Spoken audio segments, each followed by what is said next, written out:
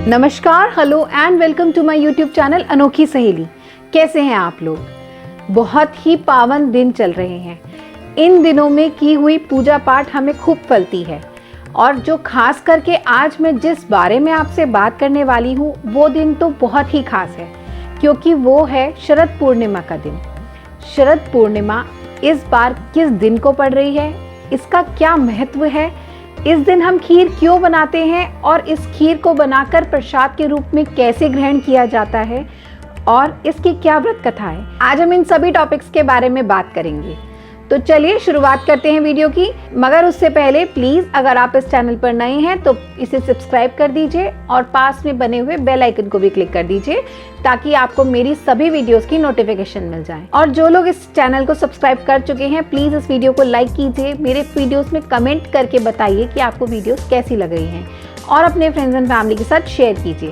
तो चलिए वीडियो की शुरुआत करते हैं। अश्विन माह की शुक्ल पक्ष में पड़ने वाली पूर्णिमा को शरद पूर्णिमा कहते हैं। ये पूर्णिमा बहुत ही महत्वपूर्ण होती है। शास्त्रों के अनुसार साल में एक बार आने वाली ये पूर्णिमा अमृत की वर्षा करती है।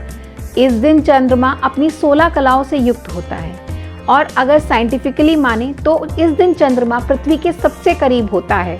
16 कलाओं से परिपूर्ण होने के साथ साथ पृथ्वी के सबसे ज्यादा करीब होने की वजह से चंद्रमा की किरणों से निकली हुई रोशनी उस दिन हमें अमृत समान फायदा पहुंचाती है। शास्त्रों के अनुसार इस दिन हरि विष्णु जी के साथ साथ देवी लक्ष्मी की भी पूजा होती है। ऐसा माना जाता है कि देवी लक्ष्मी इस दिन पृथ्वी पर भ्रमण के लिए निकलती हैं। इसके साथ साथ इसी दिन श्री कृष्ण ने भी महारास रचाया था। कार्तिकेय जी का जन्म दिवस भी इसी दिन माना जाता है।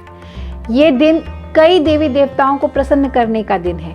इस दिन की गई पूजा पाठ आपको कई देवताओं का आशीर्वाद दिला सकती है। पहले तो ये जानते हैं कि ये किस दिन पड़ रहा है।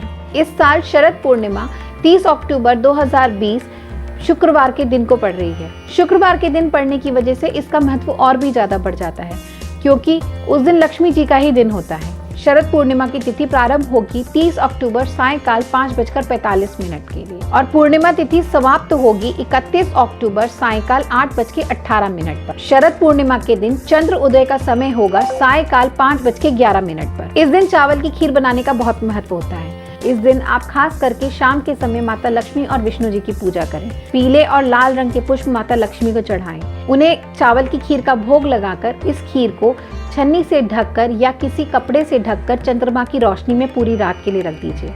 अगले दिन इस खीर को प्रसाद के रूप में ग्रहण कर लीजिए।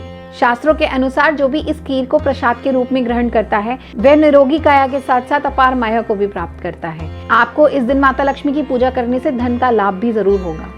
तो चलिए अब इसकी व्रत कथा जान लेते हैं। एक नगर में एक साहूकार रहता था। उसकी 2 बेटियां थीं। दोनों ही पुत्रियां बहुत गुणवान थीं और धार्मिक भी थीं। दोनों ही बेटियां पूर्णिमा का व्रत रखती थीं, मगर उस साहूकार की बड़ी बेटी पूर्णिमा का व्रत पूरा करती थी, जबकि छोटी बेटी पूर्णिमा का व्रत अधूरा ही छोड़ देती। समय व्यतीत होता गया और साहूकार की दोनों पुत्रियां बड़ी हो गईं। उनका विवाह हो गया। बड़ी बेटी अपने घर में सुख शांति से रह रही थी और उसकी संतान भी थी।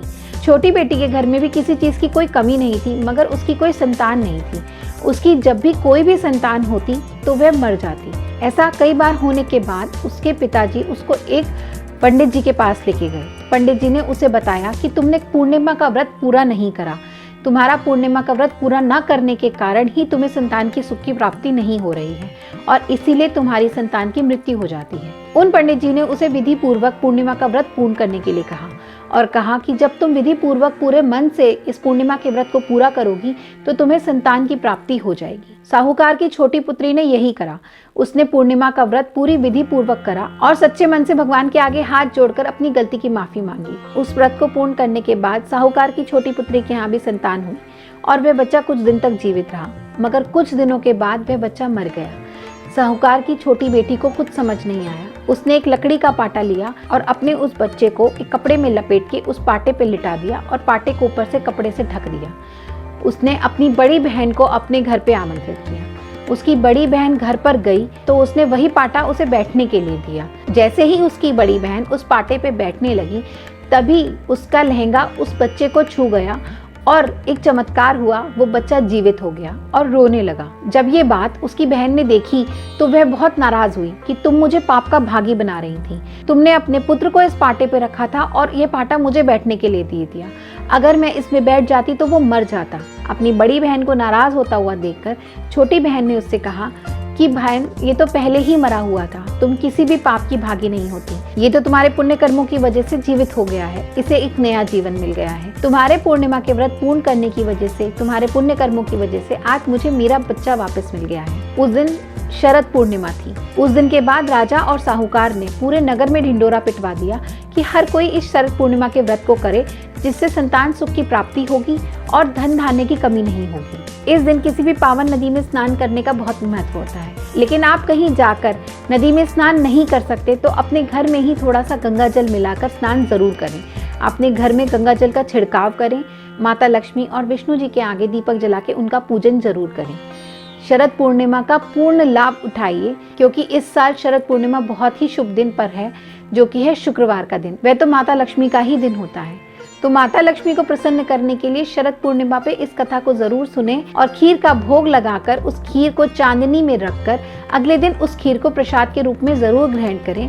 माना जाता है कि यह खीर अमृत समान होती है और हमें निरोगी काया देती है। इसी जानकारी के साथ आपसे मैं विदा लेती हूँ। मिलूंगी मैं आपसे अगली वीडियो में एक नई कहानी और एक नई जानकारी के साथ। तब तक के लिए नमस्कार।